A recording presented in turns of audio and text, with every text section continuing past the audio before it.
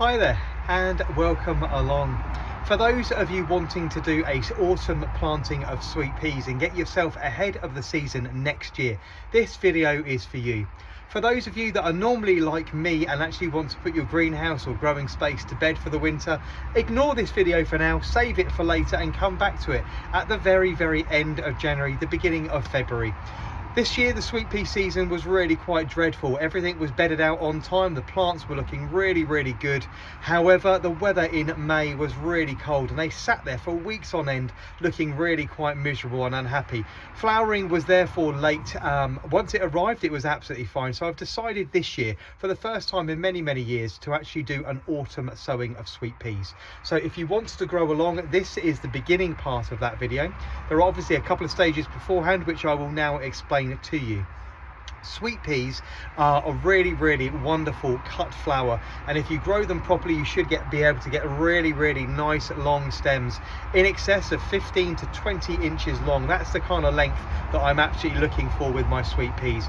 Anything down below 4 or 5 inches I simply cut off and throw away, and is normally a little bit of a waste to me. So I do grow an awful lot of sweet peas. I normally pick probably something in the region of 500 stems per week, every week for weeks and weeks on end during the high parts of the summer. It normally starts with bringing the plants on, let's say late January, beginning of February, but I've decided to do an autumn sowing, and plants sown at the very beginning of this autumn sowing are going to make much stronger, much larger, much stockier plants and be away for the season next year. They're actually remarkably hardy, so don't need a great deal of care and attention during the winter. You can get them in now, keep them in an unheated greenhouse or an unheated cold frame and bed them out probably towards the end of March, beginning of April, when they've hardened off properly. And of course I'll be talking you through the stages there as well.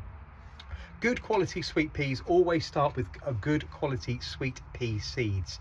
Now I only ever use Somerset sweet peas for my seeds. You will never find me actually saving sweet pea seeds for next year.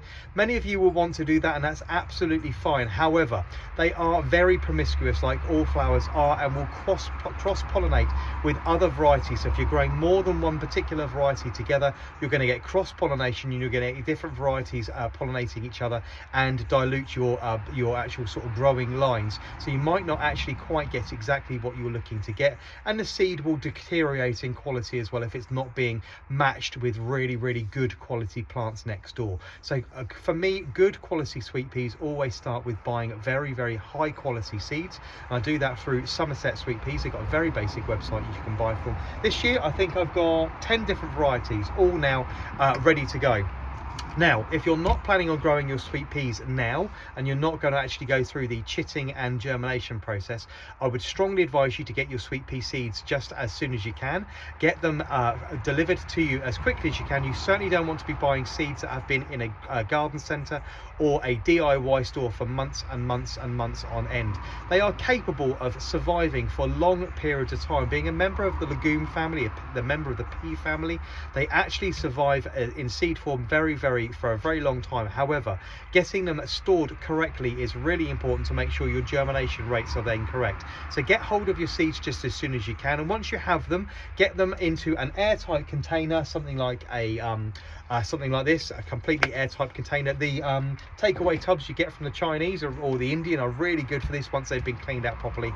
Pop your seeds in their packets into an airtight container and pop them into the back of a fridge or the bottom of your freezer, and leave them there and completely forget about them until it's time to sow.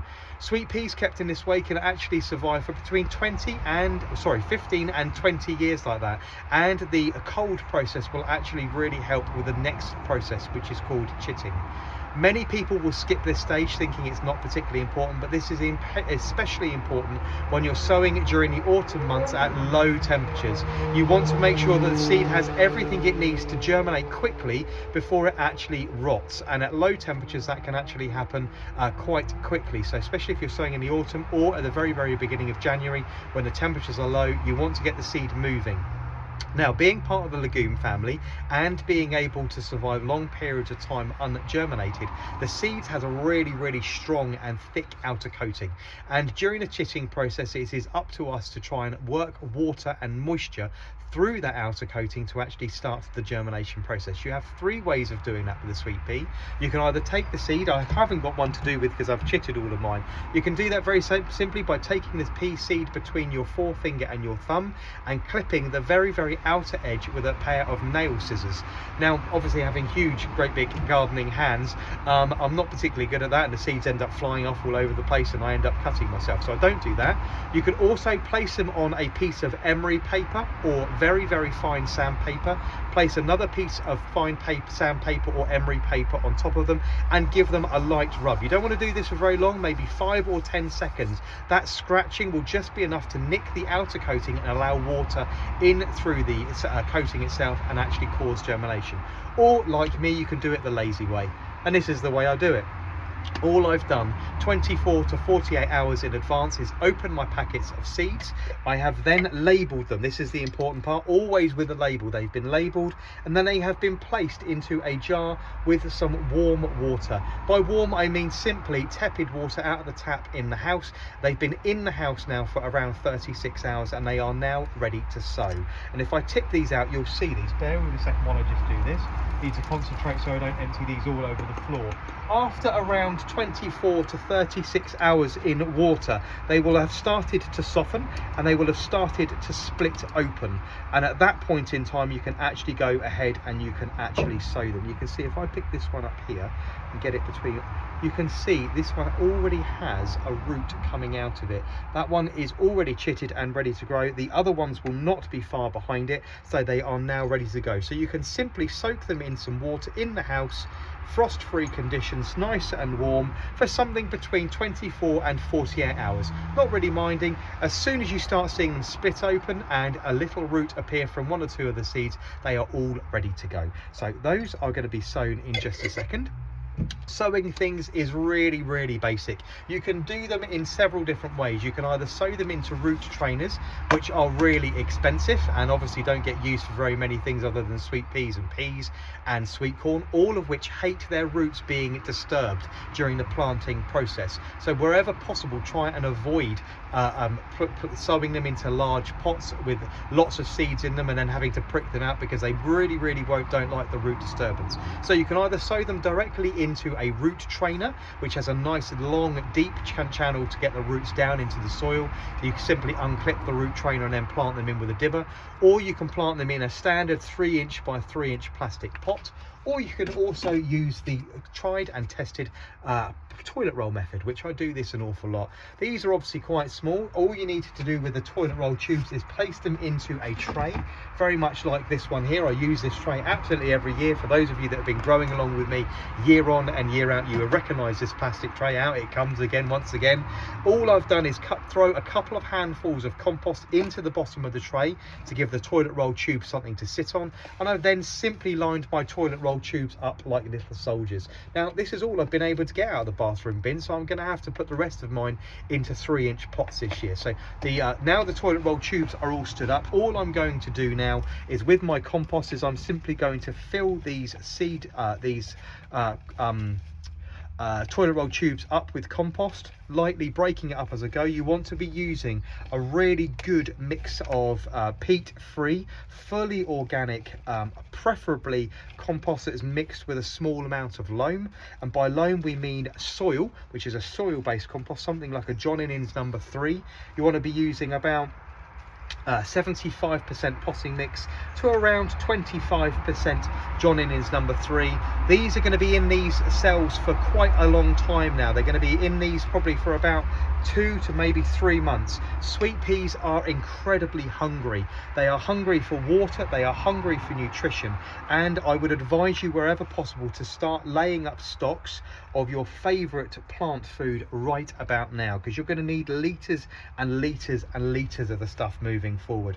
I always start bringing in the NVC Feed Extra, which is the one I prefer to use. Start ordering that just after Christmas and start almost sort of hoarding that to kind of spread the cost of it over a few months. And I'll order one of those every month all the way through to when I run out of it towards the back end of August and September. Right, all I've done is, as you can see, is fill up my toilet roll tubes. I fill them up all the way up to about 80%.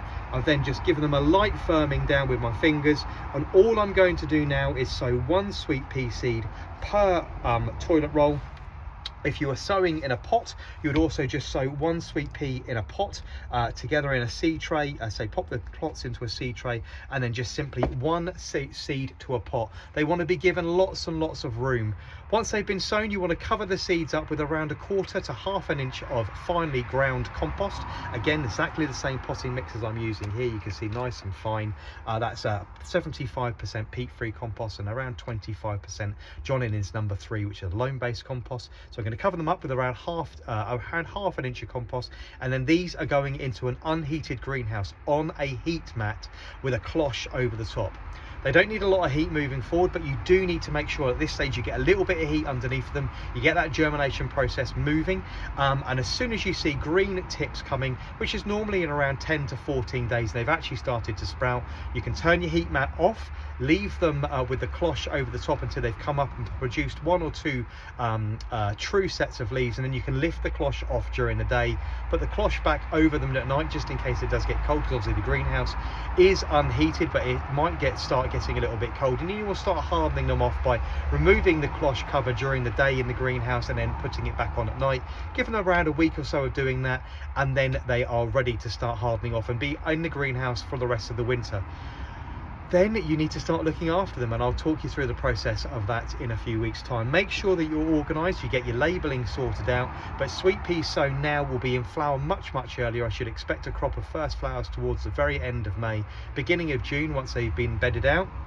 And I will talk you through the process of preparing your ground and your structures at another time. I hope you've enjoyed today's process, and if you are not sowing your sweet peas now, simply save this video for later and come back to it at the end of January, maybe the beginning of February.